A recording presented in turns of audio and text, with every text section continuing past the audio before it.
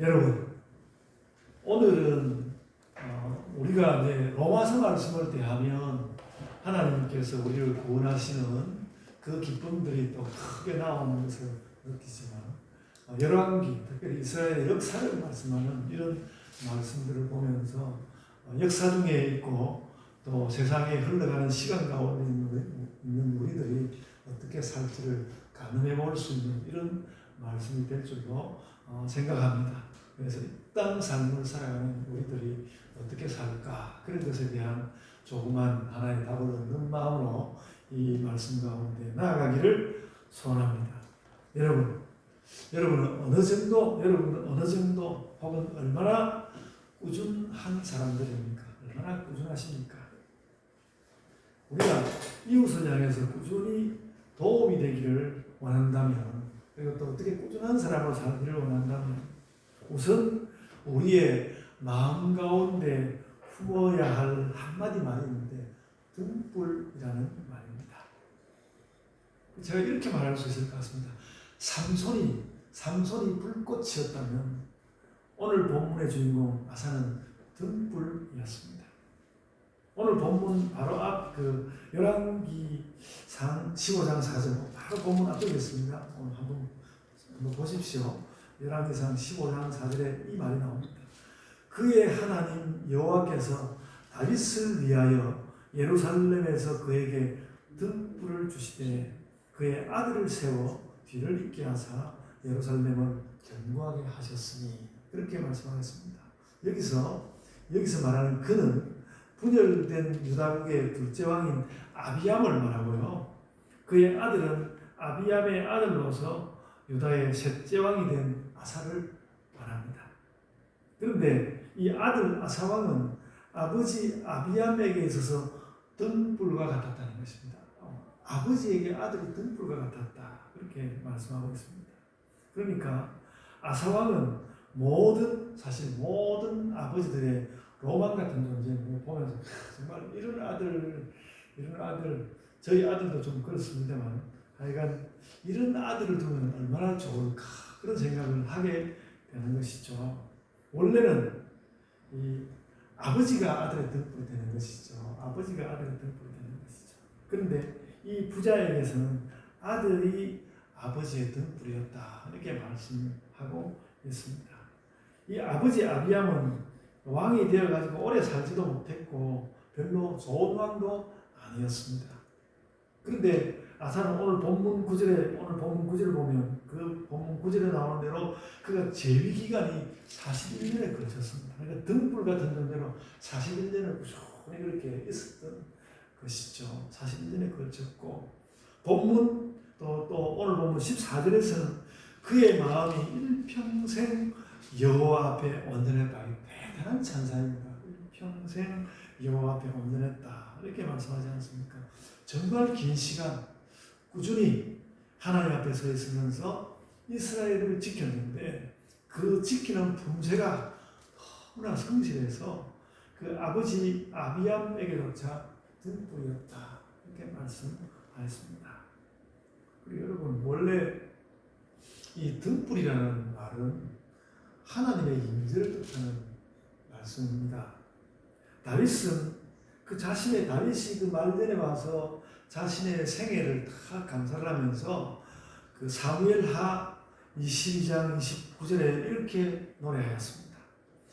여호와여, 주는 나의 등불이시니 여호와께서 나의 어둠을 밝히시리이다. 이렇게 그 다윗이 야훼 하나님을 찬양하면서 이런 이야기를 하였습니다. 그러니까 아사는 어떻게 보면 이스라엘과 그 아버지에게 하나님 임재와 같았던 것입니다. 저런 아들이 있는 것을 보면 하나님 나와 함께 계신 거야, 그렇게 느낄 만한 존재였다는 것이죠. 그래서 이 등불은, 아버지는 대체로 두려운 아버지가 되기 쉬운데, 이 등불이라는 말은 두려운 아버지보다는 인자한 아버지의 표상이었습니다. 등불이었죠. 우리도 그렇습니다. 누구에게인가 등불이 된다는 것은 하나님의 꾸준하고도 그런 인자한 느낌을 자는 것입니다. 저도 또 직업이 목사로서 제가 그런 사람이 되고 싶습니다. 되고 싶고요. 누구든지 그리스도인들은 여러분들 모두 다 그런 소원을 가지라는 것이 오늘 성경에 오늘 말씀에 들어가면서 주는 교훈입니다. 다 너희가 좀 등불 같은 존재가 좀 되어라. 그래서 하나님 문제를 다른 사람에게 이렇게 비추어주는 그런 사람이 되면 좋겠다. 성경에 우선 등불이라는 말 하나만으로도 우리에게 그런 교훈을 주고 있는 것이죠. 요즘 특별히 그 이스라엘이 완전히 전원에 휩싸여 있고 이미 전쟁에 들어가 있죠. 그러니까 그 이스라엘 이야기를 제가 좀 하려고 합니다. 이 팔레스타인의 그 하마스가 전쟁을 촉발을 시켰는데 팔레스타인의 이슬람 순니파 무장정당 하마스가 전쟁을 촉발하였습니다. 이 팔레스타인은 원래 우리가 조금 알고 있지만 원래 그리스 남쪽에 살던 해양 민족이었는데 오랜 동안 그들도 가나안 땅에 와서 살면서 이제 아랍 사람들에게 동화되어서 지금은 팔레스타인도 이제 아랍 사람들로 여겨집니다. 여러분이 이제 그런 것들 실상에 좀 궁금하실 것도 같아서 이참에 이 유대인 입장에서 오늘 말씀도 이제 구약 성경인데 유대인 입장에서 이 등불이라는 말씀을 현대적으로 좀 새겨볼 만한 이게 하나 있는데요. 여러분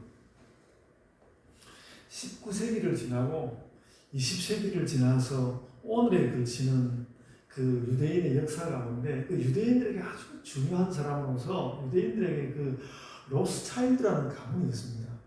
로스차일드 지금도 있는 가문인데요. 로스차일드라는 가문이 있습니다. 이들은 과거에 유럽 전역에 흩어져서 이 대부업을 했던 가문입니다. 그런 가문이었고요. 그래서 그 대부업을 하던 그 대부업 환전업을 하던 그것을 은행으로 바꾸어 놓았고요. 세계의 은행이 나타나는 것에 있어서 이 로스차일드 가문이 굉장히 큰 역할을 한 것으로 압니다. 은행으로 변모를 시켰고요. 한때는 그 유럽 여러 나라들이 막 전쟁을 하느라고 전쟁에 시달린 그때에 그 유럽의 채권가를 완전히 석권했던 그래가지고 엄청난 부를 축적했던 그런 가문입니다. 그래가지고 1차 대전 때에는 그 전쟁을 하기 위해서 그 영국 사람들이 돈이 필요했거든요. 그래서 영국 사람들이 이 유대인 로스차일드 가문의 돈을 얻기 위해서 그 영국의 전쟁 자금을 제공하는 대가로 지금의 이스라엘 땅에다가 이스라엘 독립국가를 세워주기로 약속을 했는데 그 약속을 했던 사람이 바로 로스차일드입니다.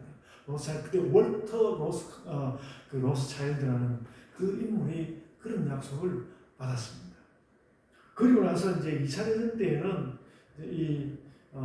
이스라엘 사람들이 미국의 동의까지 얻어서 결국 1948년에 형체도 없던 나라를 1948년에 자기들의 나라를 세우는 기적 같은 일입니다. 그런 기적적인 일이 났습니다. 그리고 이 로스차일드가 중에서 프랑스에 살았던 에드몽 마이어 로스차일드라는 사람이 있었는데요. 이 이스라엘이라는 나라를 세우기 전에 이미 이 프랑스에 살았던 에드몽이 현재 이스라엘 땅을 심지어는 그러니까 이건 좀 낭설이겠지만 현재의 이스라엘 땅 약 80%까지를 그가 사들였다 이렇게 말할 정도로 이 에드몽이라는 사람이 엄청난 그 자신이 가지고 있는 막 돈을 전부 막 들여다시피 해가지고 그 팔레스타인 땅을 사들인 겁니다. 이미 이스라엘 사람들이 그때 이미 이제 여러 유럽으로부터 핍박을 많이 받고 그러니까 팔레스타인 땅에 이미 유대인들이 많이 들어가 있을 거예요. 그 사람들에게 땅을 준 것이죠. 그 엄청난 거부의 돈을 가지고 그래서 이스라엘의 국가 수립이 그냥 영국 사람들에 의해서 팔레스타인 땅을 그냥 접수한 것 그런 거하고는 좀 다른 것 같았습니다. 내용을 살펴보았을 때. 그래서 아마 현재도 이제 이스라엘에서는 로스차일드가 굉장히 중요한 은행의 역할을 하고 있는 것으로 제가 알고 있습니다. 그러니까 이스라엘 사람들은 그 로스차일드 가문에 엄청나게 감사하는 것이죠. 그러니까 이스라엘이 나라를 세운 데 있어서 그들이 큰 역할을 합니다. 한 가문인데 큰 역할을 하는 것입니다. 물론 이제 이런 완전히 돈에 기대서 하는 이런 그 로스차일드가의 이런 그 어떤 행적들을 보고 이것이 자본의 횡포라고 여겨서 쿠바 혁명의 영웅 체게바라는 이들을 악마라고 불렀다고 합니다. 로스차일드. 그때 이미 이제 미국에도 로스차일드가 영향을 미치고 그랬으니까 타인들이 뭐 그렇게 보였던 것 같습니다. 그러니까 매우 양면적이죠. 그러니까 지금 이스라엘 문화의 문제는 누가 나쁘다 할 것 없이 누가 좋다 할 것 없이 굉장히 양면적입니다. 지금도 그 에드몽 로스차일드의 묘가 그 우리가 성경에서 알지 않습니까? 그 가이사랴라는 항구가 있는데 그 가이사랴 항구가 내려다 보이는 어느 언덕에 그의 무덤이 이렇게 있다고 합니다. 그러니까 아랍인과 팔레스타인 사람들로서는 기가 막히고 원수같이 느껴지겠지만 이스라엘은 하여간 그런 노력을 하였습니다. 그래서 아마도 이스라엘 사람들은 이 로스차일드 가문을 등불처럼 여길 것입니다. 그렇게 안 여길 수 없지 않습니까? 그들을 악하다고 비판하는 사람이 있을지라도 이스라엘 사람들에게는 그렇습니다. 그리고 여러분, 그런 그 에드몽의 그와 같은 노력 때문일 것도 같다는 생각이 드는데 지금 당장 여러분 이렇게 매스컴을 보면 하마스와 이스라엘 전쟁이 일어나자마자 전쟁이 일어났다고 하니까 해외 이스라엘 청년들이 그만 좀 쏴준 것이고 자기 나라를 되돌아가잖아요. 이거 굉장하거든요. 그러니까 옛날에도 그랬습니다만 아랍이나 무슨 하마스가 감당하지 못할 만한 그 이스라엘의 어떤 강하고 지kin 힘이 있는 것입니다. 강하고 지kin 힘이 있는데 그 이스라엘 사람들이 그들이 뭐 구약 성경을 지금도 이렇게 읽고 그런 구약 성경의 가르침대로 살아가고 있는데 그런 느낌을 받을 수 있습니다. 졸지에 살 곳을 잃어버린 팔레스타인 인민들은 약자이고 그들이 돌봄을 받는 것이 맞기는 맞지만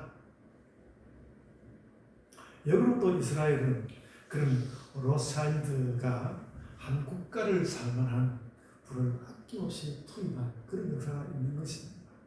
이스라엘은 그들 나름대로는 또 절박하고도 꾸준하였습니다. 저는 그냥 분쟁의 배경에 그 이스라엘 등불 같은 로스차일드, 이스라엘은 전 세계로부터 비난을 받고 있는데, 근데 하마스도 비난을 받을 만한 일이 굉장히 많고요. 팔레스타인 그 자체가 지금 막 갈라져서 정치적으로 엉망진창이어서 누가 협상을 해가지고 그 나라를 세워주기도 어려운 형편으로 그들이 지금 그렇게 살고 있습니다. 그래 이스라엘은 등불 같은 사람이 있어서 자기 나라를 세워냈거든요. 그렇습니다. 제가 뭐 이스라엘을 크게 두둔하려고 하는 건 아닌데 형편은 그렇습니다. 그래서 제가 보기에는 이 로스차일드 가문의 노력이 오늘날 그 중동의 세력 균형의 결정적인 요인이 된 것 같습니다. 물론 뭐 여기에 기울어지려고 하지는 않습니다.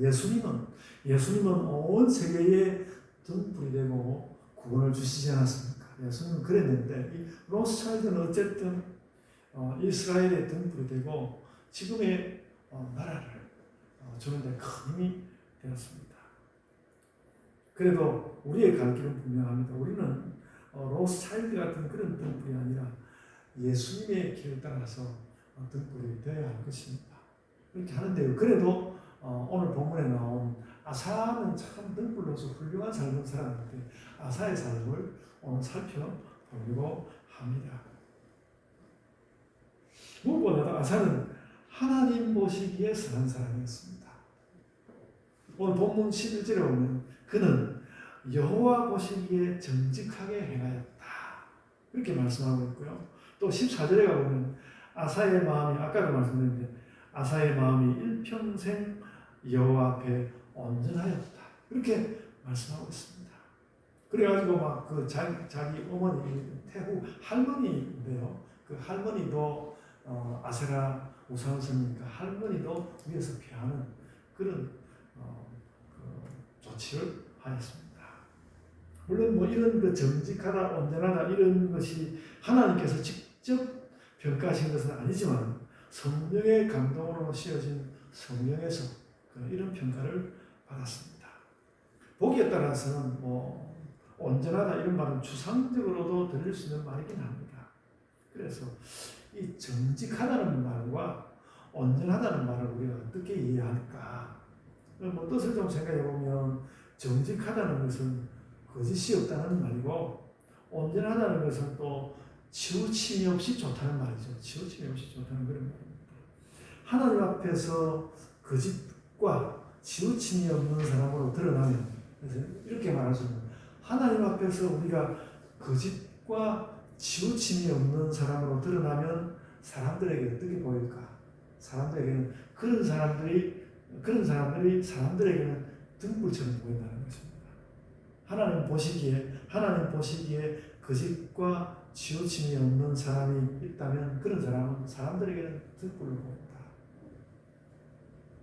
지위와 관계없이, 여기 뭐 아사 왕은 뭐 왕이었습니다만 지위와 관계없이 우리가 등불 같은 사람으로 살기를 원한다면 아사를 두고 하는 말처럼 우리가 거짓을 없애고, 굉장히 단순한 이야기인 것 같지만 알고 보면 우리에게 예수님이 거짓이거든요.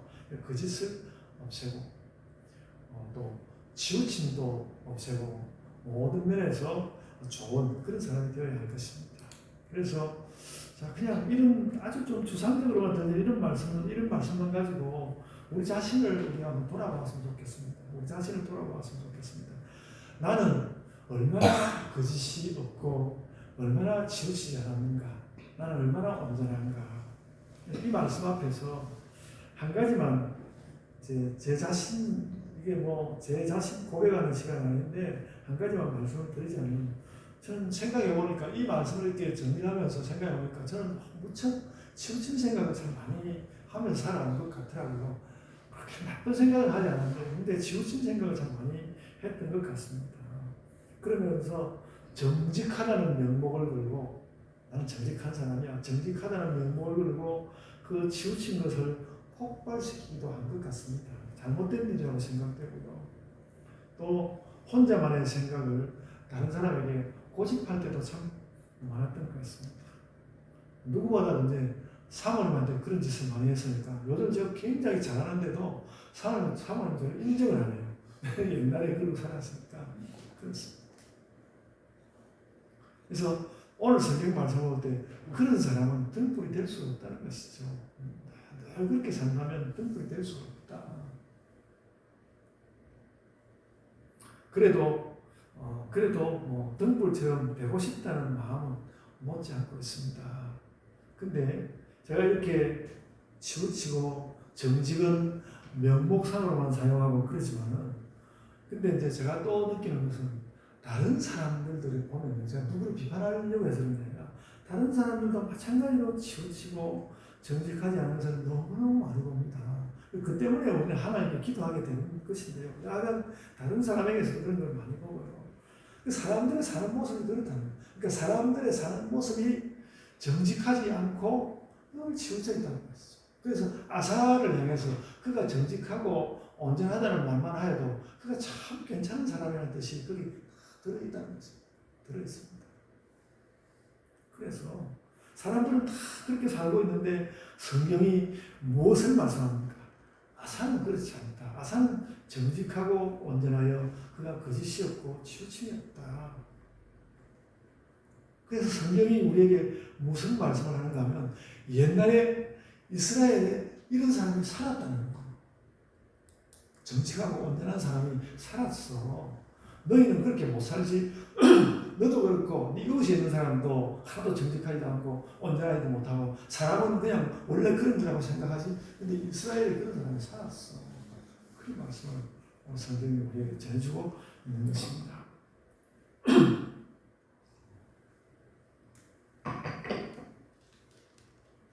그래서 우리가 오늘 그렇게 정직하고 온전한 사람, 아사의 그 평생에 대한 기록을 우리가 보면서 좀 읽었는데, 믿음으로 잘 살았다는 말씀이 나와 있고 칭송할 만한데요. 그런데들이 보면 특별히 아사의 삶이 특별히 감동적인 그런 사건 같은 것은 사실은 별로 없습니다. 그런데도 성경은 아사에 대하여 정직과 온전함을 칭찬하였는데 주로 신앙적인 자세에 관해서 말씀하고 있습니다. 그런 다음에 그렇게 이제 신앙에 관해서 주로 좀 말씀하고 난 다음에 16절 이하를 보면요. 16절 이하를 보면 이스라엘과 아람 사이에서 이 아사가 외교 관계를 가졌는데 거기에 대해서 말씀을 했는데요. 그 방법을 우리가 아까 성경 말씀을 읽으면서 봤지만 별로 훌륭한 방법이 아닙니다. 별로 훌륭한 방법이 아닙니다. 그 성전과 궁전의 곳간에 있는 은, 금, 기명들을 모두 그 아람 왕, 남아있는 모든 것을 아람 왕 벤하닷에게 뇌물로 주고 아람과 그 아람에게 그래가지고 북쪽 이스라엘하고 우리 북쪽에는 이스라엘하고 사이 나쁘게 지내라. 그 북쪽 그 이스라엘하고 헤어져라. 그렇게 했단 말이죠. 유다 왕 아사가. 그러니까 하나님의 거룩함이 서려 있는 그 성전의 은금, 궁전의 것은 나아든다 하더라도 하나님의 거룩함이 서려 있는 은금 기념을 남들을 이간질하는데 사용하였습니다. 하나님 앞에서 그렇게 정직하지도 않고 온전하지도 않은 그런 모습입니다. 그런데도 성경은 이 아사의 행적을 두고 이것이 정직한 것이 아니고 온전한 것이 아니라고 쓰지 않습니다. 쓰지 않았습니다. 이미 정직하고 온전하다고 앞에서 평가한 그 아사에 대하여서 또 국력의 왜소함을 감당해야 했던 그 번잡한 외교에 대하여서는 어쨌든 그냥 그가 그렇게 했어. 그렇게만 적고 더 이상 그에 대한 평가를 하지 않는다는 것이죠. 저는 생각컨대 성경 저자가 이 일이 정직하지도 않고 온전하지도 않은 일이라는 것을 모르지는 않았으리라 저는 그렇게 생각합니다. 그러나 그럼에도 불구하고 아람과 이스라엘 그리고 유다의 외교 관계로만 그냥 기록하고 끝냈습니다. 아사가 여기서 거룩하지도 못했고 또 거짓과 또 치우침도 부인할 수는 없지만 그래도 아사는 그렇게 살았다. 성경은 그냥 그렇게 기록을 놓치지 않고 그냥 담담하게 그렇게 기록하였습니다. 이것이 그 정직하고 온전했던 아사의 외교적 행적입니다. 아사의 외교는 어떻게 보면 당시의 국력으로서는 그 이상은 갈 수 없었지 않았나. 그러니까 그 남북이 갈라지고 난 다음에 그 북쪽 이스라엘은 강성했지만 남쪽 유다는 굉장히 약해졌습니다. 약했거든요. 그래서 굳이 말하자면 아사의 외교가 좀 어긋나긴 했지만 그래도 성경은 그의 생애 전체를 두고 오직 그를 평가할 때는 그가 정직하고 온전했다고만 말씀합니다. 어떻게 보면 좀 불편할 만큼, 어떻게 좀 부당하다고 할 만큼 그가 잘못한 것이 있음에도 불구하고 외교관계에서 잘못한 것이 있음에도 불구하고 적어두고 그를 평가하는 말에서는 그가 정직하고 온전했다 이렇게 말씀하고 있습니다. 저는 이거 성경이 아주 놀라운 역사 기록이라고 생각합니다. 그렇게 하고는 오늘 본문 마지막 24절에 가서 자신의 아들 여호사밧이 그를 이어서 왕이 되었다. 이렇게 하고 아사에 대한 기록을 딱 끝낸단 말이죠. 저는 이것이 성경이 우리에게 주는 우리가 아사처럼 또 어떤 부분에서는 그냥 대충 살아도 돼 이런 것을 주는 게 아니라 하나님께서 우리를 보시는 시선에 관해서 굉장히 많은 것을 말한다고 생각합니다. 그래서 저는 하여간 이 열왕기 큐티를 하는 시기에 열왕기를 대표할 만한 왕 이야기를 꼭 한번 하고 싶었는데 아사가 그게 참 딱 들어맞다. 아사왕 이야기를 함으로써 저는 열왕기를 통해서 하나님께서 우리에게 무슨 말씀을 하시려고 하는지 그 이야기를 대단히 많이 이야기할 수 있다고 생각합니다. 그래서 여러분 오늘 그 읽은 열왕기상 15장 앞쪽에요. 그러니까 15장 1절부터 8절에 있는 거기에 누구 이야기가 나왔는가 하면 이 아사의 아버지 아비암 말씀이 나왔는데요. 아비암 말씀이 나왔는데 3절을 보면 그는 하나님 여호와 앞에 온전하지 못하였다고 밝혀졌습니다. 대단한 대조죠. 그 아버지에 대해서는 하나님 앞에 온전하지 못하였다. 이렇게, 그러니까 그 1절로부터 8절까지 내용을 적으면서 그 평가를 딱 집어넣고 있고, 또 그 아들 아사에 대하여서는 또 이제 11절과 14절에 그는 그 정직하고 온전하였다고 이렇게 평가를 하고 있는 것입니다.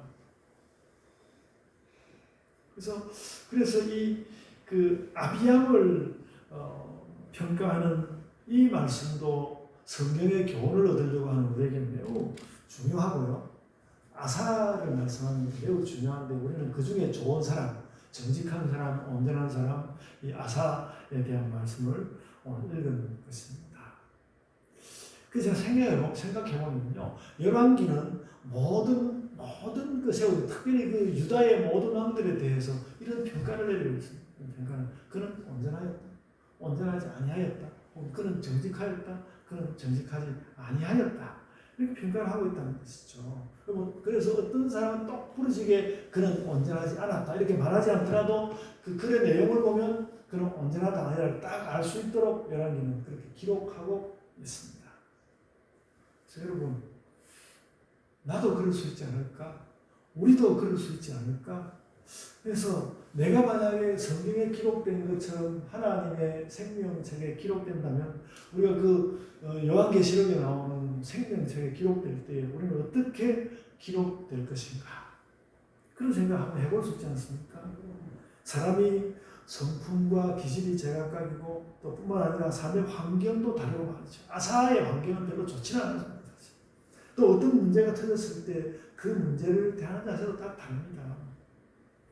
그럼에도 불구하고 우리가 신자로서 종합적으로 그 하나님의 생명책에 그는 정직하고 온전하였다 이렇게 기록될 것인지, 혹은 그는 거짓되고 온전하지 못하였다. 이건 또 천국 가는 것하고 아닌가 하고 그거는 또 좀 차이가 있을 것 같은데 어쨌든 그렇다는 생각이 드는 것입니다. 천국 책에 여기까지는 기록 안 됐으면 좋겠는데 어쨌든 무엇인가 어딘가 기록된다면 우리는 어떻게 기록될까? 그냥 여러 가지 다른 잠깐 내가 이건 아니고 저건 못했고 나의 기질을 어떤 여러 가지를 생각하고 복잡하게 생각하는 그런 거 적어두고 그냥 간결하게 열왕기에 기록하는 것처럼 이렇게 기록한다면 나는 어떻게 기록될까? 그런 생각을 해볼 수 있다는 것이죠.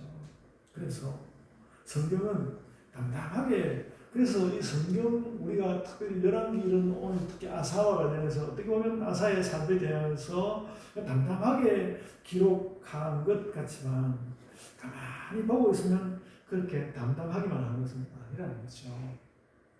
정직하다, 특별히 정직하다, 온전하다 그렇게 말할 때에 그 앞에 붙이는 말이 또 중요하다는 것이죠. 이 말이 기가 막히다. 우리 볼 때는 하나님 앞에서 라는 말이 있거든요. 하나님 앞에서 라는 말이 있습니다. 그래서 우리는 어떻게 보면 하나님 앞에서라야 비로소 정직하다, 온전하다 할 수 있는 것일 줄 압니다. 여러분, 이번에 우리 선거가 있어가지고 선거를 할 때도 맨날 그 상대방 후보를 향해서 그는 정직하지도 못해, 제대로 하지도 못해, 온전하지도 못하다는 이야기도 맨날 사람들끼리 서로 정직하다, 온전하지 못하다 그런 말도 맨날 주고받지만 우리 신자들이 딴 데 가서 무슨 정직함과 온전함을 인정받는 것이 아니라 정말 하나님 앞에서, 사람들은 못한다는 거예요. 사람들은 못하고 하나님 앞에서. 어떻게 보면 정직하고 온전함이 하나님의 성품일지 모르는 것입니다. 하나님 앞에서 정직하다, 온전하다. 그런 말, 하나님 앞에서만 할 수 있는 말일 것 같습니다. 그런데 아사를 볼 때는 근데 이 아사를 말할 때 하나님 앞에서 정직하였다, 하나님 앞에서 온전하였다 그랬는데 여러분 그 말을 근데 가만히 오늘 말씀 전체를 들여다보면 생각해 보면요, 이 말이 하나님 앞에서 정직했다라는 그 말이 그렇게 기준이 엄격한 것은 아니었다는 거예요. 그 기준이 그렇게 엄격한 것은 아니었다. 아까도 이야기했지만 외교관계라든지 아사의 삶을 들여다보면요, 또 역대기 있는 데 가서 또 좀 다른 것도 있고 아사의 삶이 좀 부족한 부분도 드러내 보이고 그러거든요. 드러내 보이고 그러는데 그러나 그런 부족함이 있음에도 불구하고 하나님께서 딱 하나로 딱 하나님 앞에서 평가를 하실 때는 그가 정직하고 온전하였다. 그러니까 그렇게 아주 엄격한 잣대를 들이댄 것이 아니기도 하였다라는 것을 발견할 수 있다는 것입니다. 우리가 피할 곳을 찾았다 그런 것이 아니라 그렇게 평가했습니다.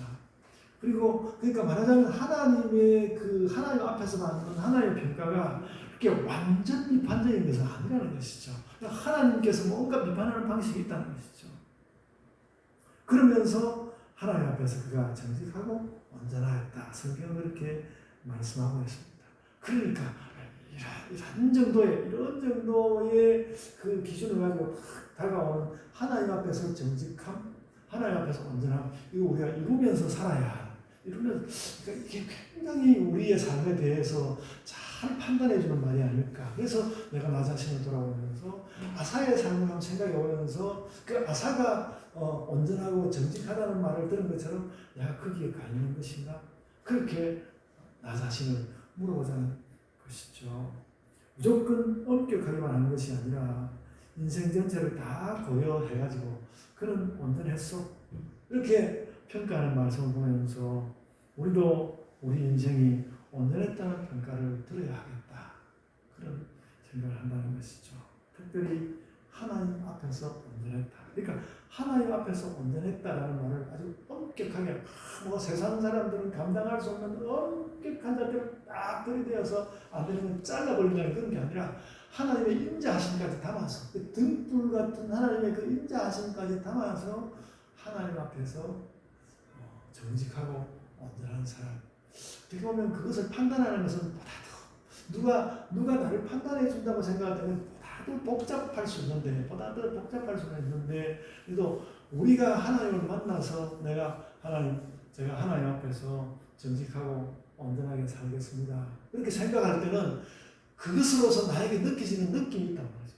내가 이렇게 살아야겠구나. 삶이라는 걸 이렇게 하나님 앞에 이렇게 정직하고 온전하게 느끼는 삶을 살아야겠구나. 딱 느껴지는 것이 있다는 것이죠. 그런 삶을 살아가자. 그래서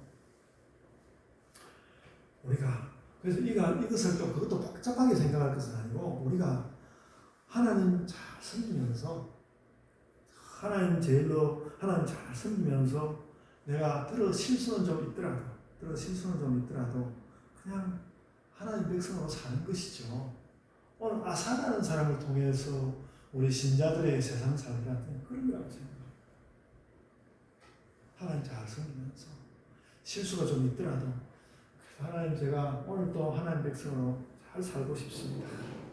이렇게 그러니까 오늘 제가 여러분에게 드리는 말씀은 그 그리스도인들의 평범한 삶의 잣대가 있다는 것입니다. 그리스도인들의 평범한 삶의 잣대가 있다. 그것을 우리 마음 가운데 잘 품고 그 잣대를 따라서 잘 살아갑시다. 그 말씀을 드리는 것입니다. 그리고 나서 오늘 예수님 이야기를 너무 못했는데 그리고 나서 그러면서 연약하게 느껴지는 거예요. 예수님 근데 제가 이게 너무 약합니다. 이렇게 연약한 부분은 예수께 의지하고 그러면서 하나님의 은혜를 얻어야죠. 하나님 은혜 없이 그러니까 우리 못 사는 거거든요. 하나님 은혜를 그렇게 얻어야 하는 것입니다. 예수님이 수고하고 무거운 짐진 자들아 다 내게로 오라 그러면서 나의 멍에는 가볍다고 이야기했는데 오늘 아사의 말씀을 읽어보면 하나님께서도 우리에게 어떤 가벼운 멍에를 이미 허락해 주시는 거예요. 그래서 여러분 그 가벼운 멍에를 허락하시는 그 하나님 앞에서 정직하고 온전한 사람들로 살아가시는 그런 신자들이 다 되시기를 바랍니다. 아멘. 자, 기도하겠습니다. 주님 은혜를 감사합니다.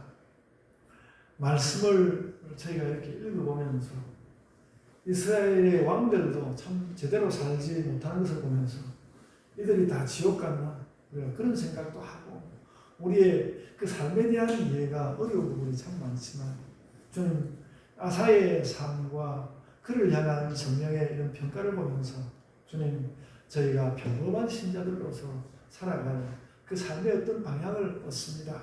아버지 하나님 우리가 이런 것조차도 놓쳐버리고 살지 않도록 우리 마음을 다시 챙겨보고 우리 가정을 다시 챙겨보고 교회에서 지체들이 함께하는 삶도 다시 챙겨보면서 참 신자로서 진자의 삶이 하나님 이런 것입니다. 그리고 주님 저희가 이렇게 살고자 하는데 약한 것이 많고 참 닿지 못하는 부분이 많은데 참 십자가의 예수여 저희 이런 부분을 만져주시고 또 더 강화시켜 주옵소서. 이런 기도 가지고 참 신자로서 참 예수 그리스도의 제자로서 하나님 말씀대로 살고 싶어하는 신자들로서 참 희망을 가진 그런 신자들로서 살게 하여 주옵소서. 저희의 삶으로 아버지 하나님께서 영광을 삼아 주옵소서. 감사하고 예수님 이름으로 기도드리옵나이다. 아멘.